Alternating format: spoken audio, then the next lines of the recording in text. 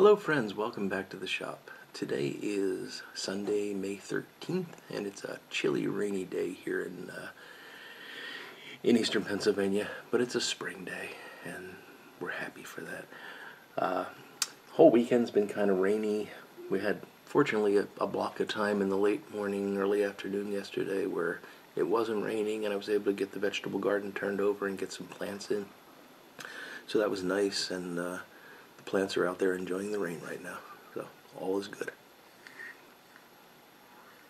We had a lot of fun this weekend. On Friday night we went to a minor league baseball game and got to see the Lehigh Valley Iron Pigs take on the Buffalo Bison, and it was a great game. Iron Pigs won. And yeah, if you've ever been to a minor league game, they're a lot of fun because there's all sorts of contests and stuff going on between innings, and they're just a good time. So that was a lot of fun. So today I thought I would share with you some shop sort of stuff, and I've got a bit of a tale of woe, a tale of the best laid plans going awry. So I've been making a lot of stems lately. And this is one that I'm working on right now, and it still needs some finish sanding and polishing and all that, but yeah, basic shape is right. It's going to go on this little pipe, which is a Wimbledon that I'm working on for a customer, and there you go. It's going to have a bend in it, but yeah, basically looking good. And when I make these, you know, I and most people that make stems like to sort of hold it against something for filing and sanding, all that, but there are times when I want to be able to sight down the length of the stem and have it like at almost at eye level so that I can see what I'm doing across the entire length. And for that I usually use this piece of wood, and this is just a scrap that happened to be cut in this shape. There's nothing special about the shape, but I've drilled various holes in it, and I can usually find a hole that's close to the size I need. But to hold it tight, I need to put some masking tape around and kind of jam it into the hole, and that works. But I've been fantasizing about some other method to hold the stem that wouldn't involve the masking tape. You know, I'd like to have something where I could just slide the stem in and like a lever or a knob or something that grabs it. And I don't know how to do that. I haven't come up with anything yet. But the other day I was thinking about this, and oh, by the way, I'm smoking my Tim Thorpe pipe, and after a couple of months with this pipe, this will not be my last Tim Thorpe pipe. I'm really enjoying it. And in the pipe I have Haunted Bookshop, which is quite a treat today.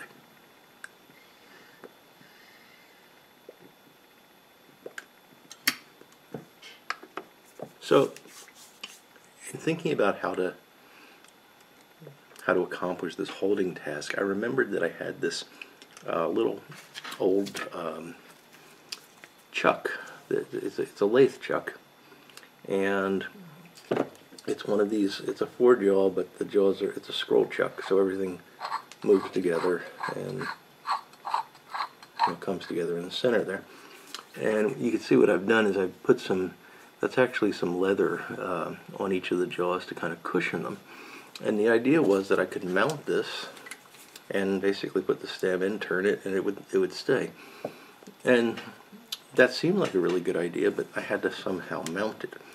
And this is threaded. It's threaded to it's a 1-inch 8 turns per inch thread, which I don't have any bolts that big. They're very difficult to find. I can't turn 8 turns per inch on the lathe. The lowest number I can do is 12, so I couldn't make an adapter for it. But I thought about it, and I decided to make a little Delrin bushing that would fit over this bolt, and that goes through and holds the chuck securely, and then I could put this through a piece of wood and tighten it down, and it worked beautifully. It held it very solid. I was pretty happy. But unfortunately, in order for it to hold it, there has to be this little ledge here that hopefully you can see. There's a little step in the bushing. and that has to catch on the inside of the chuck. Well, of course, that means you can't close the jaws of the chuck all the way. And I didn't notice that until I had built the whole darn thing and put it together. So I spent about 3 hours making the perfect stem holding tool, only to find out that it just wasn't going to work. So I'm back to masking tape and the board with holes in it, and it works fine. So anyway, thought you'd enjoy that. I do have to come up with a use for this at some point. It's actually a very nice, solid piece of steel. You know, there's nothing bad about it. It's just I have better chucks. This actually came with my my wood lathe, which I bought secondhand. But I have a much better chuck for the wood lathe, and it doesn't. It's not the kind of chuck where you can change the backing plates, so I can't use it on anything else except a 8 turn per inch 1 inch shaft, and I don't have any of this. So anyway, someday I'll find something to do with it, but for now it goes back in the drawer.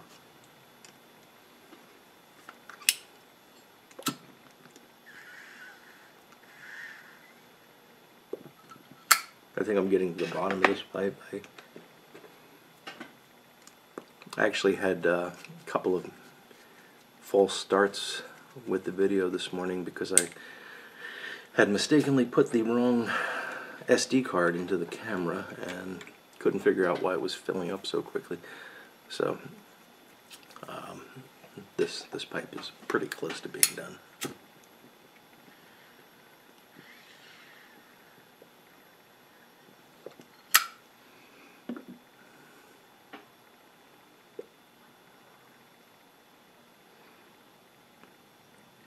Well, I do like, well, you all know I like Cornell and Deal's Burley, and many of their blends, and Haunted Bookshop is just one of the better ones in my opinion. And I know there's a lot of other guys out there that enjoy it.